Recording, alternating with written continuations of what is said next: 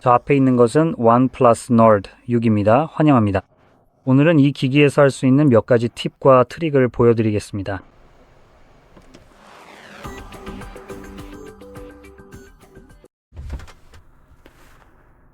그럼 바로 시작해 보겠습니다. 시작하기 전에 한 가지 분명히 말씀드리고 싶은 게 있습니다. 사실은요, 이것들은 전혀 복잡하지 않습니다. 그러니까요. 어쨌든 먼저 설정을 열어보겠습니다. 여기에는 기기를 커스터마이즈 할 수 있는 여러 가지 항목들이 있습니다. 예를 들어 홈 화면, 잠금 화면, 그리고 스타일과 같은 섹션이 있는데 이건 원플러스의 일반적인 섹션으로 휴대폰의 외관과 느낌을 커스터마이즈 할 수 있게 해줍니다. 본격적으로 시작하기 전에 잠깐 닦아내겠습니다. 자, 됐습니다. 이제 좀 덜 지저분해 보이네요. 여기에는 예를 들어 잠금 화면과 같은 것들이 있어서 미리 만들어진 것들 중에서 바꿀 수 있습니다.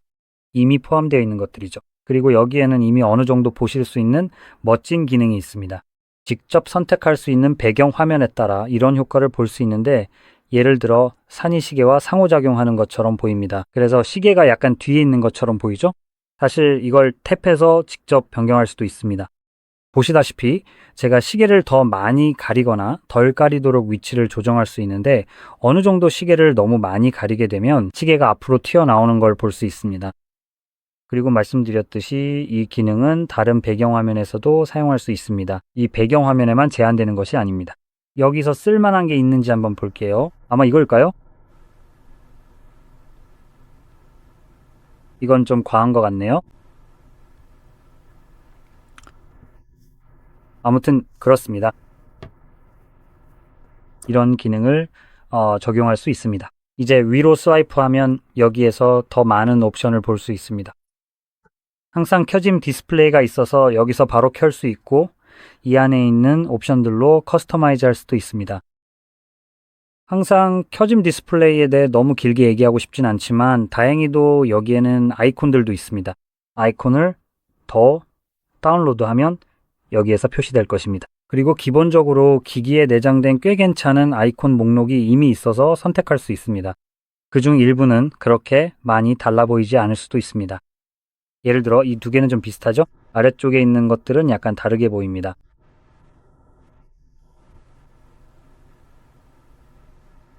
일반적인 아이콘이나 혹은 시스템 전용이 아닌 아이콘들의 경우에는 사실 그렇게까지 아주 큰 차이가 느껴지지는 않는 것 같습니다. 실제 내용을 자세히 들여다보면 아이콘의 가장자리 테두리 모양만 아주 미세하게 조금 다를 뿐이라고 볼 수 있습니다. 그래서 어떤 아이콘은 더 둥글고 어떤 것은 덜 둥글며 설치할 수 있는 위쪽 아이콘들은 사실 그렇게 많이 변하지 않는 것처럼 보입니다. 하지만 어쨌든 이건 전적으로 취향에 따라 다릅니다. 한번 선택할 수도 있고 더 많은 아이콘을 다운로드해서 사용할 수도 있습니다. 그리고 여기에는 라벨을 제거하거나 아이콘 크기를 변경하는 등 아이콘을 좀 더 세밀하게 커스터마이즈 할 수 있는 다른 옵션들도 있습니다. 그리고 폰트도 마찬가지입니다. 이 정도가 전부입니다. 그 아래에는 홈화면 설정이 있습니다. 여기에서는 예를 들어 드로어 모드에서 표준 모드로 변경할 수 있습니다. 드로어에서 열의 개수를 늘릴 수도 있습니다. 홈 화면 레이아웃에서도 똑같이 할 수 있습니다. 더 많은 아이콘을 보고 싶다면 여기서 바로 설정할 수 있습니다. 그리고 제가 정말 좋아하는 옵션이 바로 이겁니다. 홈 화면에서 아래로 스와이프하면 확실히 셀프가 아닙니다. 저는 알림 및 빠른 설정을 선택할 예정입니다. 이게 개인적으로 제가 선호하는 방식입니다. 이제 이렇게 아래로 스와이프하면 알림이 표시됩니다. 이제 꼭 맨 위에서부터 스와이프할 필요가 없습니다. 화면의 어느 지점에서든 그냥 아래로 스와이프하면 됩니다. 제 생각에는 이 기능이 꽤 괜찮은 것 같습니다. 좋아요. 이제 다시 돌아가서 디스플레이 및 밝기 설정으로 넘어가 보겠습니다. 여기에는 라이트 모드와 다크 모드 그리고 스케줄 옵션도 있습니다. 그래서 스케줄에 따라 자동으로 켜지거나 꺼집니다. 라이트 모드는 보통 낮, 특히 여름철에 더 보기 좋고 다크 모드는 밤에 더 적합하다는 점을 생각하면 꽤 괜찮은 기능입니다. 이제 아래로 스크롤하면 화면 색상 모드가 있습니다.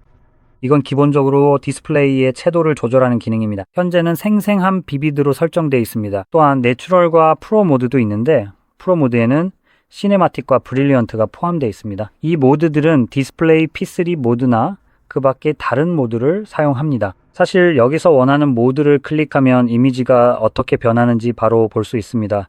여기에는 다양한 색상이 표시됩니다. 그래서 어떻게 영향을 받는지 꽤 명확하게 알 수 있습니다. 내추럴 모드는 비비드에 비해 좀 더 자연스러운 것 같습니다. 비비드는 빨간색과 주황색이 좀 더 강조되어 있고 내추럴은 그런 색감이 약간 줄어듭니다. 다음은 시네마틱 모드입니다. 이 모드는 디스플레이 P3 모드라고 되어 있습니다. P3라고 하면 색상이 P3 기준에 맞게 보정된다는 의미일 텐데 실제로는 좀 애매한 것 같습니다. 특히 녹색에서 아주 미세한 차이만 보일 뿐 거의 차이가 없습니다. 솔직히 대부분의 경우 비비드 모드와 거의 비슷하게 느껴집니다. 그리고 브릴리언트 모드는 색감이 훨씬 더 과장되어 있어서 솔직히 너무 과해서 저는 이 모드는 쓰고 싶지 않을 정도입니다. 하지만 만약 여러분이 화려한 디스플레이를 좋아한다면 브릴리언트가 아마 가장 적합한 옵션일 거예요. 그리고 이제 색온도 설정도 있습니다. 이건 어떤 색이든 상관없이 전체 화면에 적용되는 일반적인 색조입니다. 기본값, 웜, 쿨 중에서 선택할 수 있는데 웜은 기본적으로 오렌지색이나 약간 노란빛을 띱니다. 기본값은 흰색을 모방한 것이고 쿨은 파란색이 됩니다. 꼭 이 세 가지 옵션에만 국한될 필요는 없습니다. 사실 여기 있는 작은 다이얼을 잡아서 전체 색상 휠에서 원하는 색으로 바꿀 수 있습니다. 이렇게 하면 전체 디스플레이에 색온도가 적용됩니다. 그리고 아래쪽에 적응형 톤 Adaptive Tones 옵션이 있다는 점도 말씀드리고 싶어요. 이 기능은 카메라를 사용해서 디스플레이의 색온도를 자동으로 조정해 줍니다. 그래서 이 기능을 켜면 보통 아래에 있는 옵션이 사용할 수 없게 됩니다. 이제 더 이상 직접 변경하거나 설정할 수 없고 해당 토글이 켜져 있으면 기기가 사용자의 환경에 따라 자동으로 색온도를 조정합니다. 이제 다음으로 넘어가면 여기 화면 주사율이 있고 현재는 높음으로 설정되어 있습니다. 현재 선택할 수 있는 여러 가지 옵션들이 있는데요. 솔직히 165는 휴대폰에 사용하기엔 좀 과한 느낌이 있지만 마음에 드신다면 충분히 좋은 선택이 될 겁니다. 하지만 저는 여기서 원 플러스가 이번에 한 일이 정말 마음에 듭니다. 그래서 먼저 이 부분에 대해서 좀 더 자세히 다뤄볼게요. 여기 세 가지 옵션이 있습니다. 기본적으로 자동 선택, 표준, 그리고 높음이 있습니다. 높음은 최대 165Hz의 주사율로 동작한다고 되어 있습니다. 잠깐 영상을 멈췄습니다. 그래서 어쩌면 제가 같은 말을 반복할 수도 있습니다. 자동 선택은 사용자가 보는 콘텐츠에 따라 주사율을 자동으로 선택해 줍니다.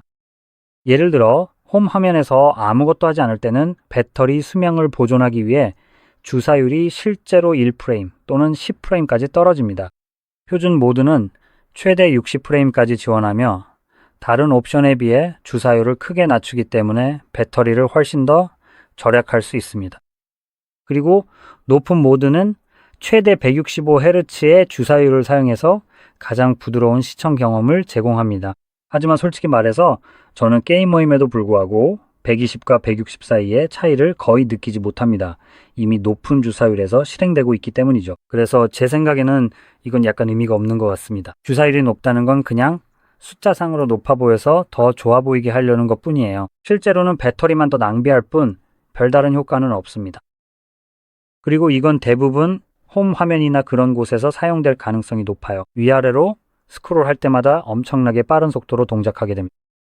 여기서 어떤 옵션을 선택하든 실제로 이 부분을 직접 조작해보는 걸 추천합니다. 왜냐하면 어떤 상황에서는 굳이 이렇게 높은 주사율로 동작할 필요가 없기 때문이죠. 그리고 이걸 커스터마이즈하는 방법을 설명하기 전에 만약 여러분이 60Hz 표준화 예를 들어 고주사율 모드에서 위아래로 스크롤할 때 차이를 느끼지 못하는 타입이라면 두 모드가 똑같아 보인다면 60Hz로 사용하는 게 더 나을 거라고 말씀드리고 싶어요. 이렇게 하면 배터리 수명이 더 길어지고 차이를 못 느낀다면 아무것도 희생하지 않는 셈이니까요. 이제 차이를 느끼는 분들은 본인이 선호하는 옵션을 선택하시면 됩니다. 그리고 선택을 마쳤다면 만약 고주사율이나 자동을 선택했다면 이 옵션도 확인해 보시길 추천합니다. 여기에서는 각 애플리케이션이 최대 몇 헤이저트까지 주사율을 사용할 수 있는지 지정할 수 있습니다. 이렇게 하면 일반적으로 애플리케이션들이 높은 주사율로 실행되는 것을 제한할 수 있어서 배터리 수명도 늘릴 수 있습니다. 만약이 아니라 사실상 모든 앱이 그렇습니다. 특정 앱 하나를 실제로 확인해 보겠습니다. 자, 이제 넷플릭스조차도 어떤 어이없는 이유로 초당 90프레임까지 실행되고 있네요. 일부 애플리케이션이 고주사율로 실행될 필요는 전혀 없습니다. 그럴 필요가 없을 수도 있습니다. 굳이 그럴 이유가 없습니다. 예를 들어 넷플릭스가 그런 앱 중 하나입니다. 이제 여러 개를 넘기고 있을 때는 네, 알겠습니다. 고주사율이 쇼를 넘기거나 이런저런 목록을 스크롤할 때 더 보기 좋게 느껴질 수 있습니다. 이게 영향을 미치게 됩니다. 하지만 실제로 넷플릭스를 여는 이유인, 즉 쇼를 시청하려고 재생을 시작하는 순간에는 계속 스크롤만 하는 게 아니라면 제가 추천하는 방법은 주사율을 60으로 설정하는 것입니다. 이것도 사실 과한 설정이긴 하지만 기본적으로 거의 모든 종류의 쇼와 영화는 실제로 초당 24프레임으로 촬영됩니다. 모든 작품이 그런 건 아니지만 대다수는 그렇습니다. 그리고 시청을 시작하면 이 경우 여기에서 지정된 주사율까지 휴대폰이 동작하게 됩니다. 그래서 더 낮은 주사율로 설정하면 이런 콘텐츠를 볼 때도 실제로 배터리 수명을 더 오래 유지할 수 있습니다. 그리고 화면에 무언가 움직이는 순간 프레임 레이트가 무엇이든 상관없이 기기는 자동으로 지정된 주사율로 전환됩니다. 그래서 만약 120Hz까지 지원한다면 화면에서 콘텐츠가 움직이면 최대치까지 올려버리는 거죠. 맞죠? 이 설정은 기본적으로 그런 상황이 발생하지 않도록 막아줍니다. 그리고 한 가지 더 말씀드리고 싶은 점이 있습니다. 여기서 최대 165Hz의 높은 주사율로 설정되어 있긴 하지만 어떤 애플리케이션에서도 165Hz를 선택할 수조차 없습니다. 그래서 솔직히 이게 도대체 무슨 의미가 있는지 잘 모르겠고 실제로는 좀 사기 같아 보이기도 합니다. 아마도 그렇겠죠? 심지어 원 플러스 자체 애플리케이션조차도 이 주사율까지 지원하지 못합니다. 네, 알겠습니다. 어쨌든 이런 옵션들을 확인하고 앱별로 변경해보는 것을 추천드립니다. 그러면 특정 상황에서 배터리 수명을 더 늘릴 수 있습니다. 특히 동영상 시청이나 이와 비슷한 콘텐츠를 볼 때 더욱 그렇습니다. 유튜브, 넷플릭스, 디즈니 플러스 등과 같은 앱들이 그렇죠? 이런 앱들은 보통 최대 60프레임까지만 지원됩니다. 그리고 실제로는 아무런 이득도 못 보면서 휴대폰은 더 높은 주사율로 실행되어 배터리만 낭비하게 됩니다. 좋아요. 이제 다음으로 넘어가겠습니다. 혹시 몰라서 한 가지 더 말씀드리고 싶은 게 있습니다. 바로 여기 전체 화면 앱에 관한 내용입니다. 만약 어떤 앱이 조금 성가시게 검은색 막대를 띄운다면 이 옵션이 꽤 유용할 수 있습니다. 제가 한번 겪었던 앱 중에 이런 현상이 있었던 게 있었는데요. 이름이 뭐였더라? 폰을 좀 연결해야겠네요. 너무 어두워서 아무것도 안 보여요.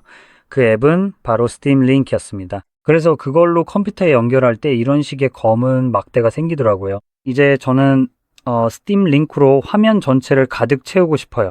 그래서 여기에서 앱을 사용자 지정하고 해당 앱을 선택하면 이렇게 검은 막대가 생기는 대신 강제로 전체 화면으로 만들 수 있었을 거예요. 어쨌든 다음으로 넘어가 볼게요.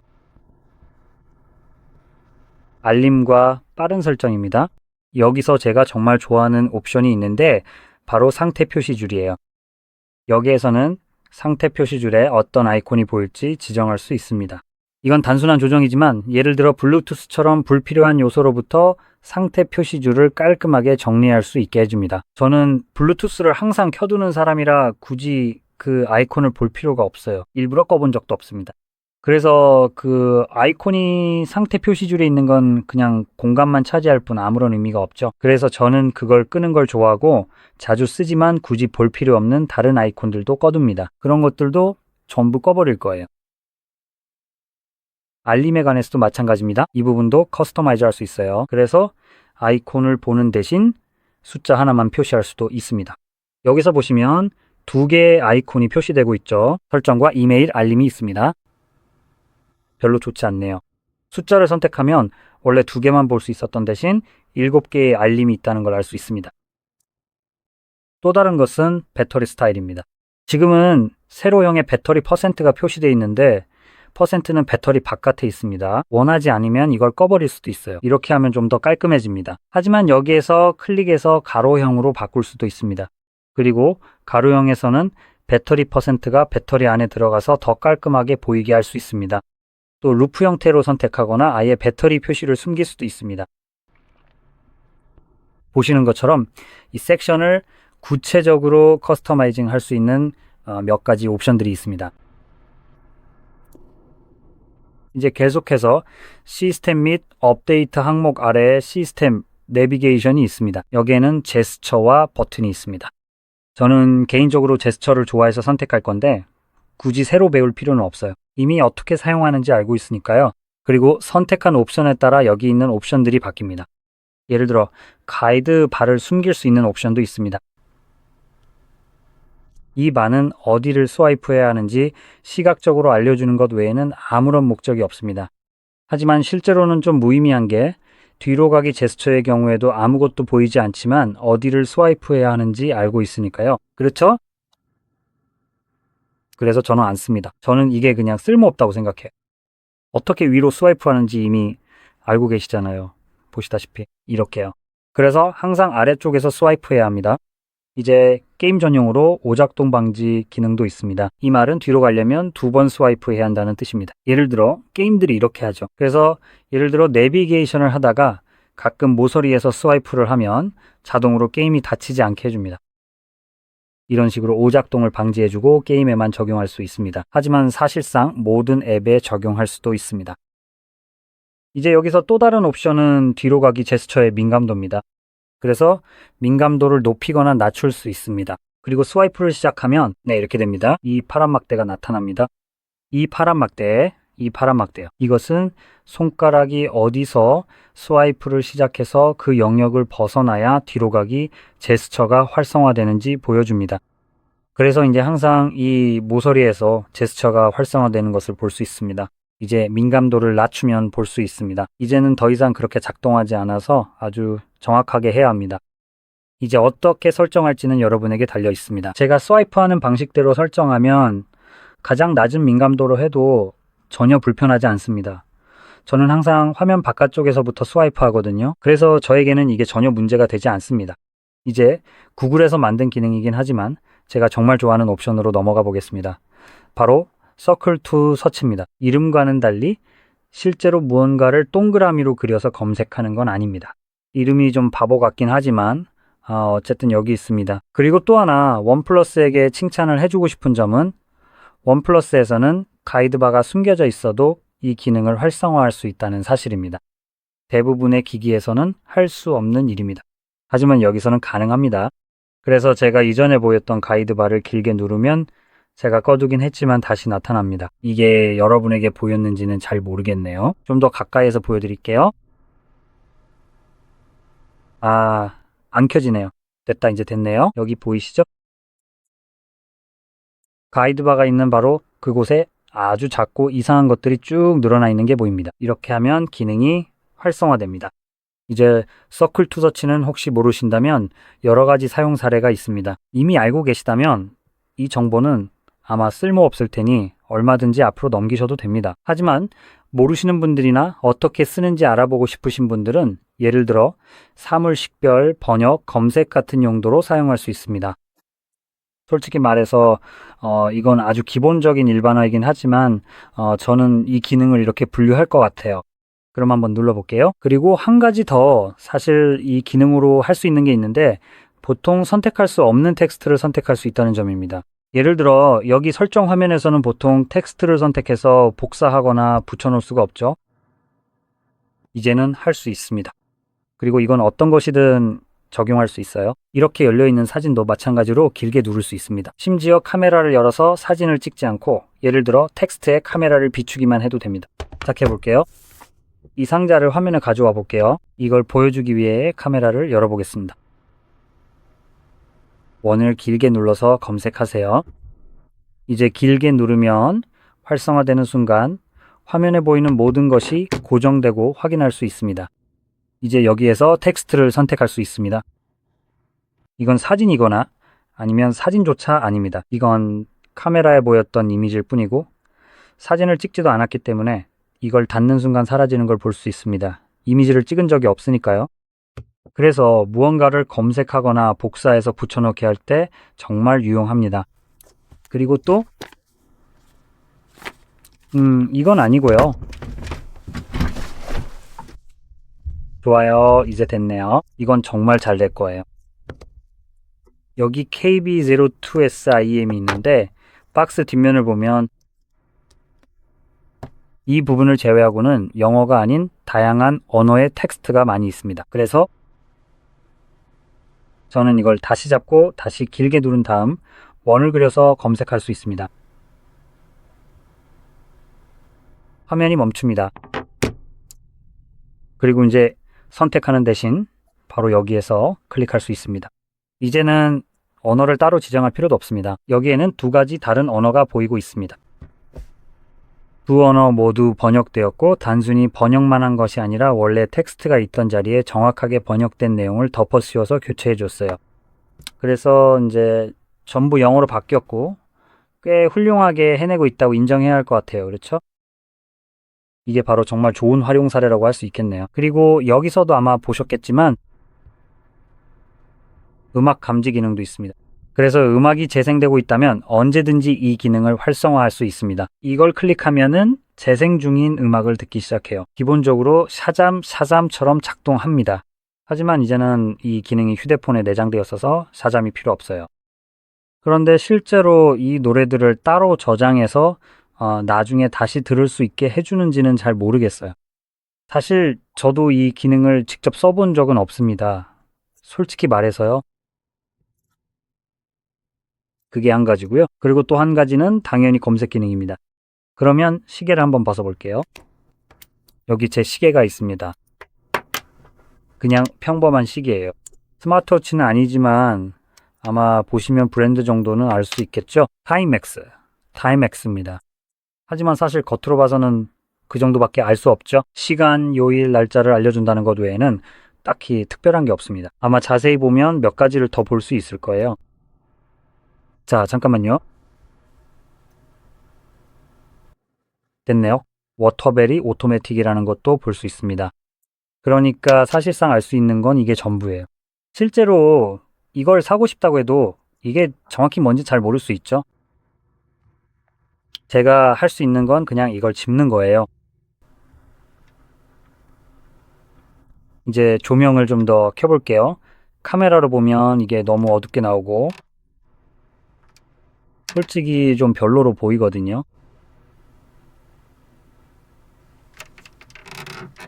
이제 됐네요. 조금 더 나아진 것 같네요. 좋아요. 그리고 다시 할 수 있는 건 원을 길게 눌러서 검색하는 거예요. 보세요. 그리고 클릭할 수 있습니다.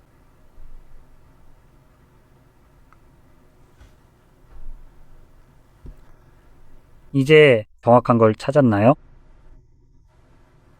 거의요. 아래로 스크롤하면 이 시계의 다른 옵션들도 볼 수 있습니다. 두 가지 버전이 있어요.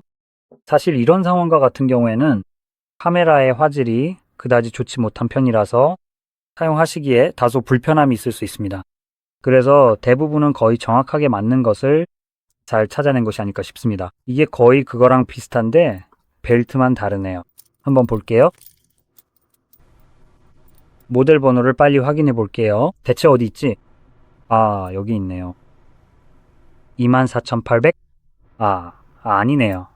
같은 거예요. 그래서 이게 맞는 제품이에요.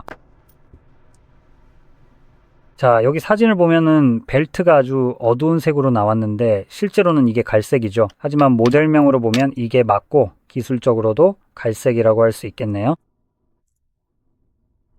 여기 있네요. 정확히 같은 제품이에요. 확실히 이게 좀 더 비슷해 보이네요. 물론 카메라는 잘 안 보일 수도 있지만요. 여기 있네요. 이제 좀 더 잘 보이네요.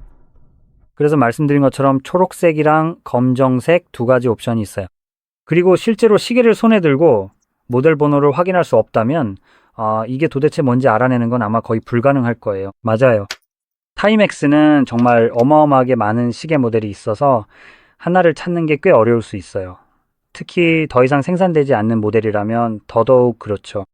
그래서 이런 식으로 직접 찾아볼 지식이 없거나 어떻게 검색해야 할지 모르는 것들도 쉽게 확인할 수 있어요. 그리고 이렇게 이미지 검색을 통해서 무언가를 찾으면 그런 문제를 해결할 수 있습니다. 이런 방식은 다양한 것들에 적용할 수 있어요. 예를 들어 아무 종류의 전화 인터뷰 같은 것도 바로 불러올 수 있고, 아니면 뭔가 별로인 것도요. 그냥 한번 해볼까요? 자, 됐네요. 여기 SD 카드 리더기 같은 것도 할 수 있어요. 물론 이건 뭔지 알아내는 게 정말 쉬운 거겠죠? 아, 뭔지 알겠네요.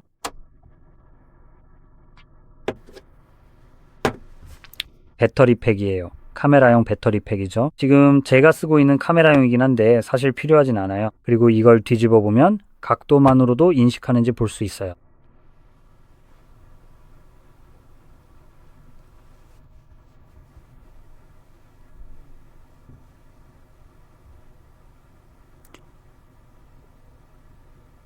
그리고 인식했네요. 정확히 이건 아니고 이건 좀 더 작은 버전이지만 같은 종류예요. 이건 그냥 더 큰 버전일 뿐이라고 확신해요. 자, 됐네요. 이게 바로 더 큰 버전이에요. 확실합니다. 그러니까 이게 뭔지 어떤 모델인지 몰라도 꽤 쉽게 찾을 수 있어요.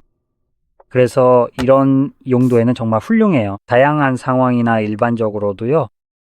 필요한 어떤 애플리케이션에서도 언제든지 활성화할 수 있는 정말 괜찮은 옵션이에요. 그래서 이 기능을 가이드바 없이도 쓸 수 있게 해준 원플러스에게 다시 한번 칭찬을 하고 싶어요. 기업들이 가이드바 숨기기, 서클 투 서치 같은 걸 둘 다 제공하면서 짜증나게 하는 경우가 있는데 이건 거의 모든 폰에 있는 기능이잖아요. 하지만 둘 중 하나만 쓸 수는 없죠. 여기서는 가능합니다. 왜냐하면 저는 완전 바보가 아니고 화면의 하단이 어딘지 아니까요. 어쨌든 여기서의 조정사항은 이 정도인 것 같아요. 사실 아니에요. 마지막으로 하나 더 말씀드리고 싶은 게 있어요. 바로 이거예요. 이건 기본적으로 활성화되어 있습니다. 스마트 사이드바 시작해 볼게요. 여기서 사이드바를 쓸어내면 몇 가지 애플리케이션이 보입니다. 이제 이걸 편집해서 더 추가할 수도 있어요. 여기 있는 앱을 클릭하면 팝업 뷰로만 열립니다. 그리고 여기서 전체 화면, 분할 화면, 최소화 같은 것도 할 수 있고 여러 개를 동시에 열 수도 있어요. 그리고 이걸 이렇게 숨길 수도 있습니다. 그리고 클릭하면 두 개 모두 보여줍니다. 그래서 원하는 것을 선택해서 열 수 있어요. 이게 한 가지 기능입니다. 이걸로 또 할 수 있는 게 있는데 한번 볼게요. 길게 누르면 이렇게 될까요? 아니요. 그래서 실제로 여기 클릭을 해야 분할 뷰를 할 수 있고 뭔가를 하면 그게 상단 바로 올라갑니다. 여기서 예를 들어 다른 애플리케이션을 열 수도 있어요. 이제 두 개의 애플리케이션을 분할 화면으로 볼 수 있고 서로 위치를 바꿀 수도 있습니다. 분할 정도를 선택할 수 있어서 이렇게 바로 옆에 있으면 제대로 사용할 수 없으니 숨길 수도 있습니다. 그래도 여전히 열려 있습니다. 이 화면을 완전히 보이고 싶지 않고 이쪽에 집중하고 싶다면 그렇게 할 수도 있습니다. 여기서 전환할 수 있습니다. 자동으로 아래로 내려가고 같은 방식으로 아래쪽도 마찬가지입니다. 그리고 이 기능으로 할 수 있는 마지막이자 꽤 괜찮은 점은 이 발을 클릭하면 앱 그룹으로 저장할 수 있다는 것입니다. 이걸 클릭하면 홈 화면에 저장됩니다. 이제 아이콘이 생겼습니다. 이 아이콘을 누르면 두 개의 애플리케이션이 항상 동시에 그룹 저장을 했던 그 구성 그대로 열리게 됩니다. 이렇게 조합을 저장해 두면 언제든지 정말 빠르게 열 수 있어서 아주 훌륭한 기능입니다. 자, 이렇게 하면 됩니다. 이 영상이 도움이 되셨길 바랍니다. 도움이 되셨다면 좋아요와 구독도 잊지 마세요. 시청해 주셔서 감사합니다.